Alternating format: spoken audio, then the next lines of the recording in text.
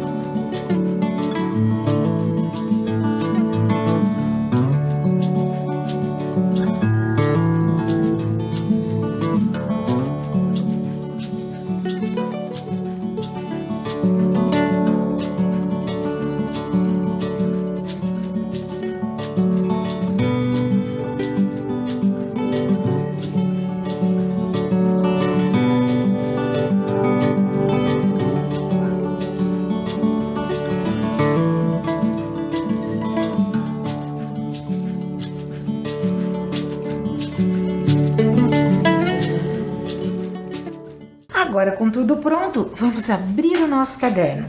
E lá você vai colocar a data de hoje, o nome da nossa aula, Arquitetura Religiosa, e ER, que significa Ensino Religioso. Eu aguardo.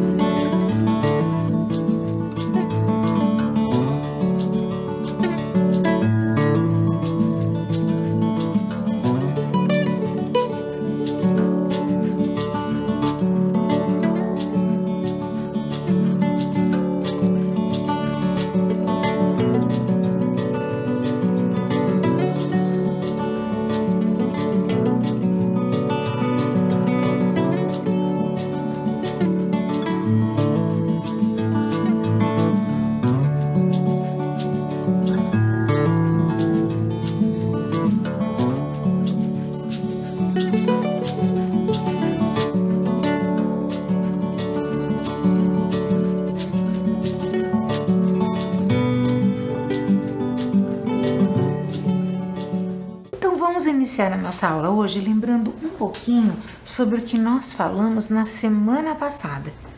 Nós aprendemos várias coisas semana passada. Aprendemos algumas práticas realizadas nos espaços e territórios sagrados. Por exemplo, nós aprendemos que o mar ele é sagrado para algumas religiões africanas e que Iemanjá, que é considerada a rainha do mar dessa religião, recebe oferendas. Que mais? Nós aprendemos que existe um muro chamado Muro das Lamentações, onde os judeus costumam rezar, colocar papéis entre os espaços das pedras com algumas orações e pedidos. Nós também aprendemos que os católicos fazem o sinal da cruz quando passam na frente da igreja como respeito e saudação a Jesus. Os muçulmanos, sempre que eles entram nas mesquitas, lembram o que eles precisam fazer? Isso mesmo, tirar os sapatos. Eles acreditam que isso é um respeito a Alá, que é assim que eles chamam a Deus. Os anciãos, ou seja, as pessoas mais velhas das comunidades indígenas, costumam reunir os jovens na sua opã, aquele espaço construído sagrado ali na sua comunidade, para transmitir os ensinamentos e também todas as informações para os jovens. Assim, os conhecimentos que existem dentro da sua comunidade nunca vão morrer, sempre os mais velhos passando para os mais jovens. O que mais que nós aprendemos? Que os budistas, o que acontece? Eles curvam-se 3 vezes diante da estátua de Buda e eles também fazem oferendas para ele. Normalmente, essas oferendas são velas, flores, incenso. Nós também conhecemos que a água do rio Ganges ela é considerada sagrada para os fiéis do hinduísmo. E, inclusive, eles se banham nessas águas para se purificar. Eles acreditam que assim sai todo o mal do seu corpo. Enfim, nós aprendemos que as ações que acontecem nos espaços sagrados de diferentes religiões são algumas maneiras que as pessoas usam para expressar a sua fé. A fé que possuem diante da sua religião. Mas todas as religiões procuram e têm o objetivo de alcançar a paz, a harmonia, a felicidade. Então, cada fiel vai escolher a sua religião para conseguir chegar nesse objetivo. E esses lugares sagrados? Como que eles são construídos? A arquitetura religiosa ela é uma das expressões do sagrado presente em diversas culturas. Mas vocês sabem o que é arquitetura? Veja lá no slide. A arquitetura é a disposição das partes ou dos elementos que compõem os edifícios ou os espaços urbanos em geral. O que seria isso? Ou seja, é a forma com que é planejada cada construção de um lugar sagrado. Nós vimos que existem diferentes construções sagradas. Isso porque cada religião possui ações e objetivos diferentes. As construções de um lugar sagrado precisam atender às necessidades daquela determinada religião. Por exemplo, na mesquita. Na mesquita, eles precisam de um espaço muito grande, é o espaço sagrado para o islamismo. E como eles precisam de muito espaço dentro desse local para poder reunir o maior número de fiéis, ele foi pensado e construído de uma forma que não possui muitos objetos ou cadeiras ou mesas, e sim fica um espaço mais livre e maior. Basicamente, o templo, a sinagoga, a catedral, a igreja, o santuário, a mesquita, casa de oração, casa de reza, terreiro, entre tantos nomes que nós já citamos aqui em aulas passadas, todos são territórios sagrados, são espaços destinados às práticas como rituais, oração e tantas outras que nós já vimos. Essas práticas, elas existem diferente, então os lugares precisam ser diferentes, precisam ser adaptados. E é assim que a arquitetura ela é pensada. Como cada religião possui a sua tradição, então cada lugar sagrado precisa ser construído pensando nessas tradições, nessas ações que acontecerão dentro desses espaços. Inclusive, algumas construções não são pensadas somente nas suas práticas. Elas trazem também alguns detalhes que estão cheios de significados importantes para os fiéis daquela religião. Vamos conhecer algumas? Vocês vejam essa imagem que eu trouxe para vocês, essas três imagens, a Igreja Católica Apostólica Romana. São três igrejas católicas. A primeira é a Igreja Bom Jesus do Cabral, a segunda é a Paróquia Santa Cândida e a terceira, Catedral Basílica Menor de Nossa Senhora da Luz dos Pinhais. Vocês perceberam nessas três imagens algo semelhante? Olhem bem. Realmente tem um formato parecido. E todas elas possuem, sabe o que? Prestem atenção, torres. Todas elas possuem torres. Para essa religião, as torres expressam um significado. A arquitetura, com suas torres apontando para o céu, para o alto, representam o inacessível, a segurança, a visibilidade. Assim como a torre de um farol, por exemplo, que orienta os navios, acredita-se no catolicismo que as torres das igrejas orientam, apontam o caminho certo, que para essa religião é o céu. Esse é um outro exemplo da arquitetura da Igreja Católica. Essa possui apenas uma torre e ela fica lá no Largo da Ordem, aqui na nossa cidade de Curitiba. O nome dela é Igreja da Ordem Terceira de São Francisco das Chagas. Tenho certeza que quem já foi passear lá no Largo da Ordem já viu essa igreja também. Catedral Basílica Menor Nossa Senhora da Luz dos Pinhais. Crianças, quem de vocês conhecem a nossa catedral aqui de Curitiba? Ela, inclusive, já apareceu aqui na nossa aula de hoje. Olha lá. Ela é a terceira imagem, Catedral Basílica Menor de Nossa Senhora da Luz dos Pinhais. Essa é a nossa catedral. Com certeza, quem já passou pela Praça Tiradentes já viu.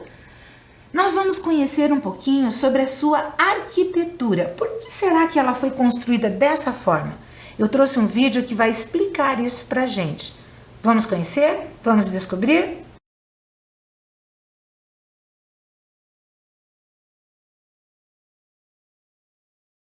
A Catedral Metropolitana de Curitiba é um prédio construído em 1893 em estilo neogótico. Para os padrões da época, prédio moderno, principalmente porque expressava os novos valores que começavam a chegar à cidade de Curitiba, os valores republicanos. Dentro deste prédio, existem algumas características próprias dele e que realmente vamos aos poucos conhecer nesse breve vídeo. Primeiro, os próprios vitrais desta catedral, eles contam a história da Sagrada Escritura a partir dos olhos da Virgem da Luz, Senhora da Luz, ou simplesmente Nossa Senhora Maria. Então, a cada vitral, somos convidados a refletir sobre uma passagem do Evangelho e da vida de Maria, dentro da Palavra de Deus. Possuímos também dentro dessa igreja catedral um órgão de tubo, ainda pneumático, significa que ele é movido basicamente a ar. São dos irmãos Bohr, construído provavelmente no Rio Grande do Sul e trazido para a cidade de Curitiba. A Catedral de Curitiba, na década de 80, recebeu a visita do Papa João Paulo II, que celebrou uma grande missa em nossa cidade. A cátedra que se encontra nesta igreja foi usada pelo Papa João Paulo II e é também hoje um dos símbolos dessa cultura, da parte cultural de nossa cidade de Curitiba. Assim como a Catedral de Curitiba, ou seja, propriamente o seu prédio, ela influenciou também outros locais da própria cidade, a própria questão cultural de Curitiba, visto que seja, a igreja era o polo que irradiava a cultura para as pessoas e também, além de irradiar, ela era cuidadora ou defensora da própria cultura. Então, as pessoas que acorriam à igreja e acorrem à igreja hoje, já quando aos domingos, de maneira especial, os turistas vêm a esta igreja catedral, eles vêm para conhecer a cultura intrínseca a essa estrutura de igreja. Então, quando ela hoje, dentro da Praça Tiradentes, ela se destaca, ela não se destaca somente pela questão religiosa, mas por um convite às pessoas aqui entrarem e conhecerem aquilo que hoje quase não mais se encontra dentro das nossas igrejas em Curitiba. Quer dizer, então, ao visitar a Igreja Catedral, já somos convidados a uma imersão na cultura e, principalmente, ser testemunhas dessa cultura junto às outras pessoas que aqui passam. Então, vamos continuar o nosso assunto de lugares sagrados construídos? Agora, qual seria? Mesquitas. A mesquita ela é um lugar sagrado para os fiéis do islamismo. Olha lá, a primeira mesquita é a mesquita de Foz do Iguaçu e a segunda é a mesquita de Carambeí. Essas duas mesquitas ficam aqui no nosso estado, no Paraná. Chama-se de mesquita todos os edifícios que estão dedicados ao culto dessa religião, do islamismo, além de ser um local onde os muçulmanos usam para encontrar e se rezar. As mesquitas também são conhecidas por auxiliar a comunidade, fazer um papel de doação às necessidades que a comunidade pode estar passando. A forma como que elas são construídas tem um grande significado para a arquitetura islâmica. Podem ser encontradas em qualquer lugar que existam fiéis, comunidades muçulmanas, pessoas que escolheram essa religião para aprender e seguir. Mas tem 3 detalhes sobre essa arquitetura que eu gostaria que vocês prestassem bastante atenção. Olhem lá na tela a primeira imagem que eu coloco para vocês, que é a Mesquita de Foz do Iguaçu. Ela tem 3 detalhes interessantes que eu vou contar para vocês. Ela tem minarete. O que é isso?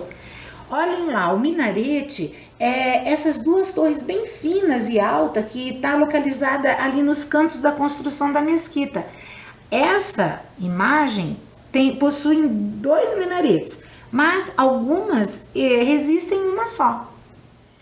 Outra característica bem marcante da mesquita é a cúpula. É esse telhado em forma circular, ele é sempre presente na arquitetura islâmica. Eles representam um universo visto por Deus. É como se Deus estivesse olhando para a Terra de fora do planeta. E a terceira, que não aparece exatamente na imagem, mas eu queria falar para vocês, é o seu interior. Nele existe um salão que eles chamam de Salão das Orações. Não possui nenhum móvel, como cadeira, banco, para permitir o maior número de fiéis que estejam lá dentro, usufruindo desse local, como eu já comentei com vocês. E além disso, muitos muçulmanos gostam de se ajoelhar para agradecer, para rezar, para oferecer a sua dedicação a Allah. Então, por isso e por essa forma, a arquitetura da mesquita é dessa maneira.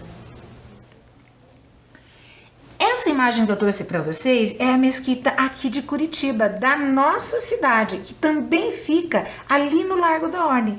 O Largo da Ordem tem uma diversidade muito grande de construções e locais sagrados de diferentes religiões. Essa mesquita da nossa cidade tem um nome bem difícil, se chama Imam Ali Ibn Abi Talib. Vou falar mais devagar. Imam Ali Ibn Abi Talib. Diferente, né? Nós vamos conhecer um pouquinho mais sobre ela nesse vídeo que eu trouxe e que vai poder visualizar tudo isso que a professora já falou para vocês, por dentro e por fora. Vamos conferir?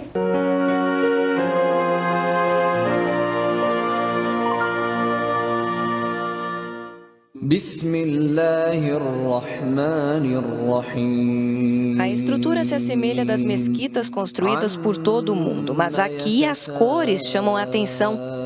Quando o templo foi construído, em 1972, a Embaixada do Irã doou os azulejos desenhados e pintados à mão. Simbologia, a incompreensão dos florais remetem ao abstrato, assim como entendem os islâmicos, Deus não pode ser definido. A arquitetura que revela ainda mais cultura, os arcos de ferradura representam a unicidade, a crença em um Deus único. A meia-lua no alto da cúpula indica o calendário lunar seguido pelos islâmicos. E diferentemente dos católicos, as torres aqui não são ocupadas por sinos, mas são minaretes que no passado também eram usados para chamar os devotos à oração. É chamado de azan, nos países do Oriente Médio isso é muito usado. Antigamente se subia até ao alto dos minaretes e se chamava as pessoas para as orações. Hoje se colocam alto-falantes nas torres, né? E o chamamento é feito dentro da mesquita mesmo, né? Dentro do templo, mais cultura. Os tapetes foram importados do Irã. Os biombos usados para separar homens e mulheres durante a oração vieram da Índia. Mais florais e azulejos, alguns formando 28 dos 99 atributos de Deus descritos no Alcorão. Na cúpula, mais inscrições proféticas, a maioria escrita em árabe. O texto sagrado, o Alcorão, que foi revelado ao profeta Muhammad pelo anjo Gabriel, foi totalmente revelado nesse idioma, né? Então, para nós ele é um idioma sagrado, né? Então, preservá-lo é fundamental, né? Hoje, em torno de 400 milhões de pessoas no mundo falam árabe na atualidade. E mais um detalhe, esta é uma das poucas mesquitas no mundo que une xiitas e sunitas. Em breve, ao lado da mesquita, será aberto um museu. Algumas peças, como estas vindas do Irã, já somam ao acervo. A intenção é divulgar ainda mais a cultura dos países islâmicos, diminuir o preconceito e aumentar o conhecimento. Desconstruindo o que a gente chama de islamofobia, né, que é um preconceito que surgiu a partir de 2001 nas Torres Gêmeas de Nova York, nós achamos que a melhor forma é abrir as portas para que as pessoas possam visitar, possam nos contatar, possam interagir conosco, né, como uma forma de desconstruir toda a forma de preconceito. Quer dizer, além de conhecer um pouco dessa estrutura da arquitetura, ter também revelado um pouquinho dessa fé. Sim, exatamente, né? Uma religião que é tão grande em todo o mundo, que tem 1 bilhão e 700 milhões de seguidores, que propaga bons valores, né? Ela deve ser conhecida pelas pessoas, né? E, portanto, cabe à comunidade dar essa porta de acesso. Por meio dessa visita, ela pode interagir conosco e vai poder nos questionar sobre o que ela quiser. Então, essa interação para nós ela é muito positiva.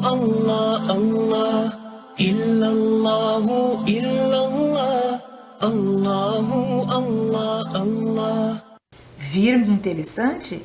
E quem quiser aqui em Curitiba pode visitar. É só olhar no site e ver direitinho quais são os horários e os dias certos. Agora nós vamos conhecer alguns lugares sagrados orientais que eles chamam de templos. Eu vou mostrar aqui para vocês alguns templos budistas. Os nomes são um pouquinho difíceis, mas prestem atenção. Esse templo é o templo budista Rinpoche.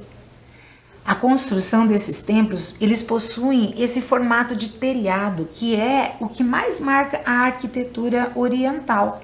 Vários templos são construídos de diferentes formas, mas com esse mesmo estilo de telhado. Talvez não igual, mas parecidos. E vocês vão ver em outras imagens que eu trouxe para vocês. Esse templo, ele fica em Londrina, que também é aqui no nosso estado. Esse templo é o templo budista Jodoshu Nipakuji, também um nome bem diferente, né? Veja o telhado, como ele realmente é parecido, e até o formato da própria construção no geral. Esse templo fica aqui em Curitiba, no bairro Guabirutuba. Quem aí mora nesse bairro? Quem mora nesse bairro vai poder conhecer de pertinho esse espaço sagrado. Vocês perceberam como as construções dos templos são parecidas? Veja a próxima imagem. Também, esse é o templo budista Zulai. Esse fica em São Paulo. Vocês sabiam que o telhado desse templo em específico, ele é um dos componentes mais importantes da arquitetura?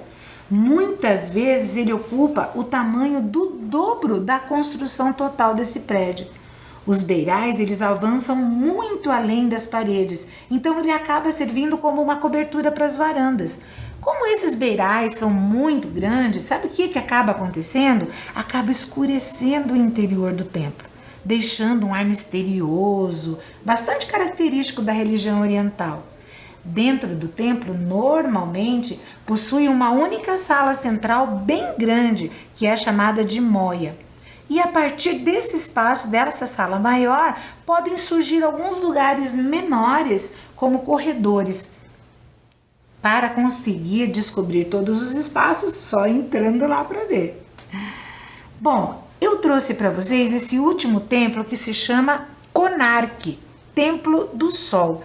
Eu trouxe esse templo porque ele vai aparecer num vídeo onde muitos detalhes sobre a arquitetura oriental vai aparecer e vocês olhando vão poder entender um pouquinho mais sobre ele.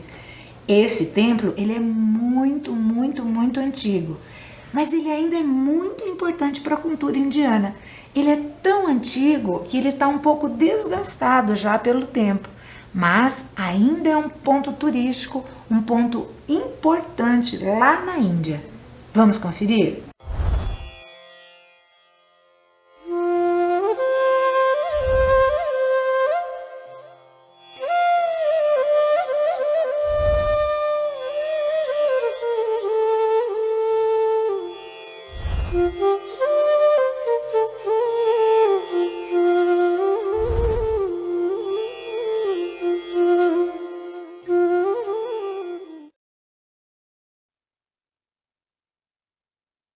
O Templo do Sol, Konark, também é chamado de Surya Mandir.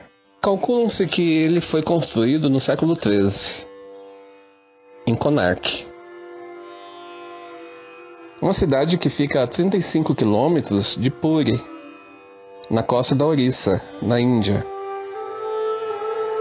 O templo é atribuído a construção ao rei Narasimha I, da dinastia Ganga Oriental, lá por volta de 1250. O interessante desse templo é que ele tem uma aparência como se fosse uma carruagem, mais ou menos de 30 metros de altura, com intensas rodas de cavalos, todos esculpidos em pedra. Hoje esse templo está totalmente em ruínas, e mesmo assim se tornou um patrimônio mundial da Unesco. Nele encontramos umas estruturas de elementos que sobrevivem e são famosos pelas suas intrincadas obras de artes, a iconografia e temas. A possível causa da destruição do templo, ela não é muito clara, mas tem teorias que falam que teve danos naturais e também houve uma deliberada destruição do templo por saqueadores e muçulmanos no século XV e XVII.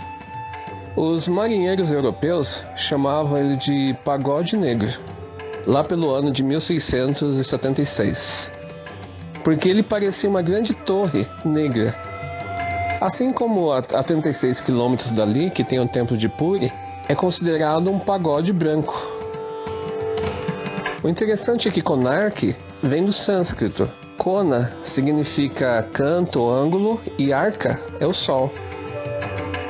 No contexto do templo Kona, não é claro, mas provavelmente se refere à localização sudeste desse templo. Na iconografia hindu, Surya é representado como um deus viajando rapidamente pelo céu numa quadriga, uma carruagem puxada por 7 cavalos. Ele é descrito como uma pessoa resplandecente em pé, segurando uma flor de lótus em uma das mãos, montado em uma carruagem comandada pelo seu cocheiro Aruna. Tem lá a história de Garuda. Os cavalos de Surya são nomeados como Gayatri, Brihaspati, Ushni, Jagati, Tritumba, Anustumba e Pankti. O templo de Konark apresenta uma iconografia de grande escala. Ele possui 24 rodas de pedras esculpidas em quase 3,7 metros de diâmetro e são puxadas por um conjunto de 7 cavalos, como a história de Surya é contada. Quando visto do interior, durante o amanhecer do sol, o templo em forma de uma carruagem parece emergir das profundezas do mar azul, carregando o sol. O templo principal de Konark, chamado localmente de Deo, não existe mais. Era cercado por santuários subsidiários contendo nicho que representavam divindades hindus, particularmente Surya, em muitos de seus aspectos. Uma história que eu sempre ouvi em relação a Konark é que lá dizem que existia 2 imãs que foram utilizados na construção da torre, porque o templo em si não comportava o peso da cúpula. E tinha uma deidade que, por causa desses 2 ímãs, ela ficava pairando no ar. Devido aos efeitos magnéticos, os navios que passavam pelo mar ali em Konark foram atraídos, porque viram que a bússola ficava rodando e o pessoal não sabia exatamente o que estava acontecendo. Então, para poder salvar os transportes, os viajantes portugueses levaram a pedra que estava agindo como a pedra central e mantinha todas as outras pedras. Isso acabou abalando todas as estruturas de ferro que tinha ali no templo e a parede começou a desequilibrar. E com o tempo, as paredes caíram. Mas só que não há nenhum registro dessa ocorrência e nenhum registro histórico. E também não existe nenhum registro de grandes ímãs poderosos assim em Konark.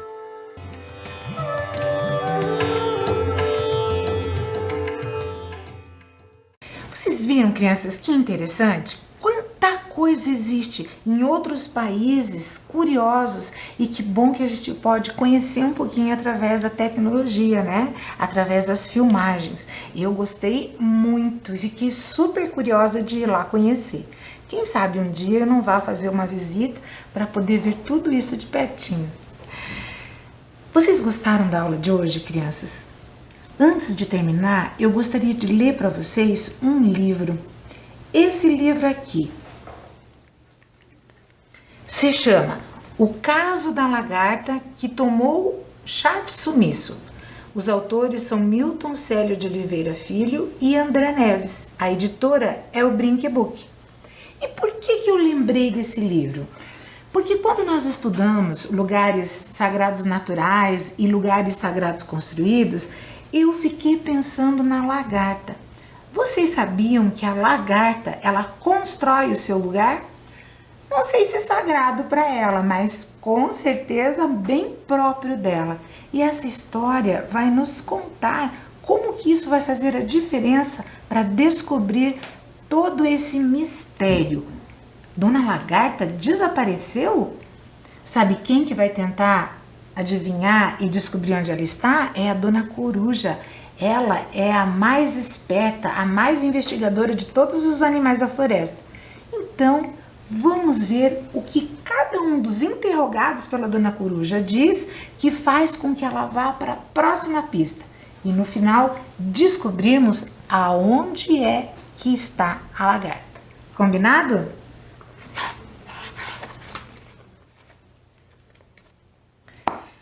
A Joaninha.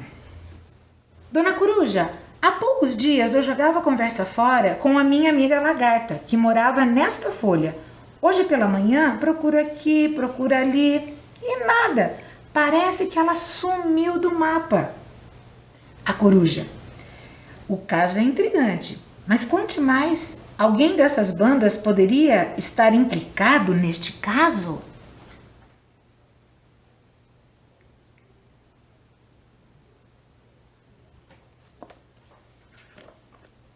Joaninha. Bem, Dona Coruja, só me vem à mente um bicho que, sem parar de ciscar, bica o que vê pela frente. Coruja. Quem diria? Pois vou até a galinha.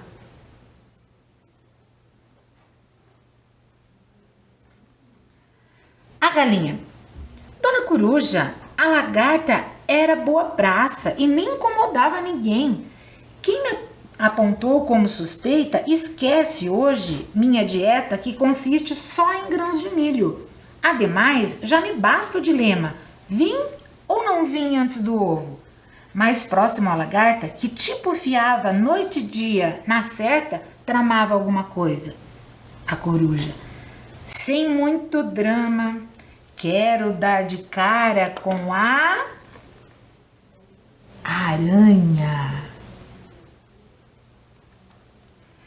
Não gosto de diz que me diz que vou logo dizendo, paciência não me falta para tecer uma teia que resista ao vento e à chuva. Vivo, pois, na labuta. Sem querer tricotar, há quem fique por aí sem mais nada a fazer, além de bater pernas, pois pernas tem para dar e vender. Não teria um tipo assim expulsado a lagarta, usando apenas os pés? A coruja, ora, se não é a centopeia.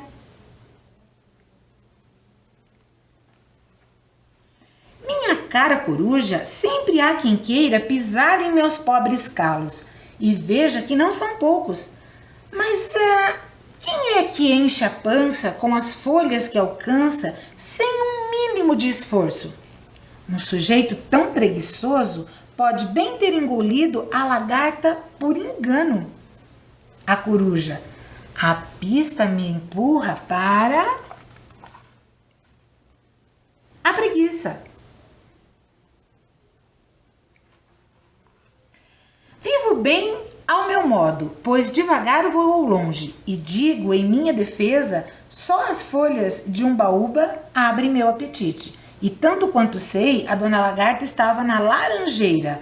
Logo, mas já que é para lavar a roupa suja, vou soltar o verbo. Que tipo não tem serventia e mais cedo ou mais tarde acaba num prato de sopa? A coruja, opa, tenho que falar com quem? Com a mosca. Dona coruja, assumo, não tenho eira nem beira e não resisto a uma rosca sobre a toalha da mesa. Mas note, falta-me o ferrão.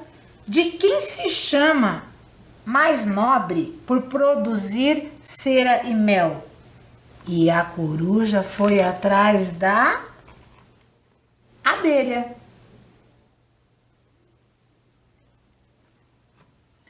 Eu, hein? Como uma boa operária, trabalho para a colmeia. Minha vida é um livro aberto. Mas quem se esconde do mundo, enterrando o focinho pelos buracos que encontra, você já sabe, dona coruja? Dona coruja, já vou ter com quem? Com o tatu.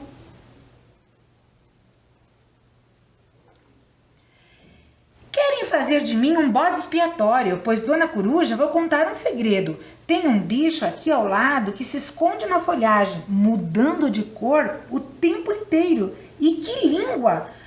Não pode ser esse o seu alvo? A coruja, luz, ação, vamos fazer quem eu vou procurar? O camaleão.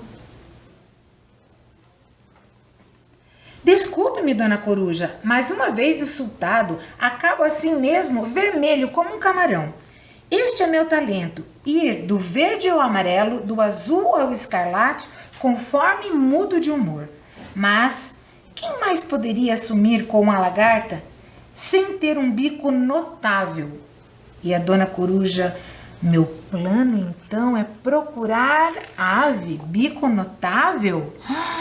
O tucano. Só pelo bico longo acham que eu sou o culpado? Levo engano. Às vezes a solução está a um passo. Pense, dona coruja, o nome de uma gravata, pois a lagarta agora tem asas. E a dona coruja? Essa eu tiro de letra. A lagarta cresceu e virou o quê? Uma borboleta.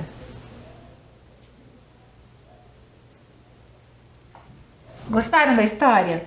E por que eu lembrei dessa história? Porque a lagarta, ela faz esses casulos aqui e fica morando ali dentro dela até que as suas asas cresçam. Então, ela também constrói o seu próprio espaço. Eu achei bem interessante, né?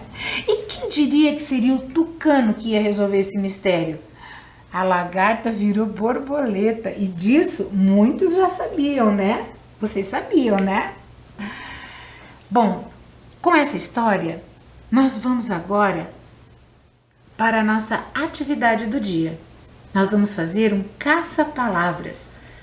Esse caça-palavras vai ter 6 palavrinhas: igreja, templo, catedral, mesquita, conarque e ompongi.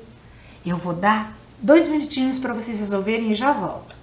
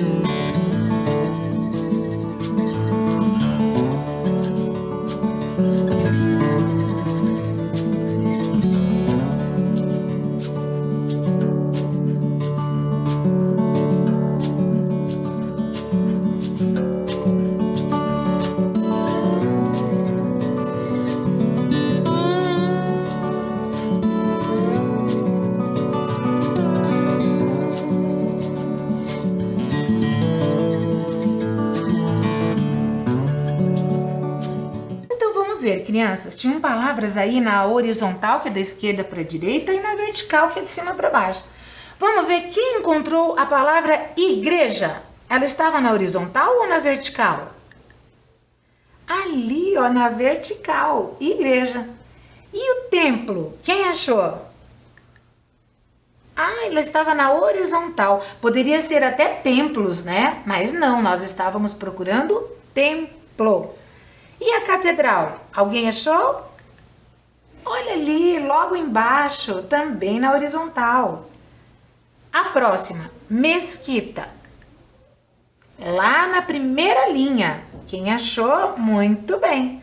Conarque. Olha ali, usando o A de catedral. Muito bem. O nome de um templo, né? E o nome do nosso próximo templo? Rompoji. Quem achou? Ah, estava logo ali também, na vertical. Todos acharam? Quem encontrou, parabéns. Quem não encontrou, é só marcar. E depois dessa atividade, crianças, eu fico por aqui. Na próxima aula nós vamos aprender muito mais sobre arquitetura. Até lá!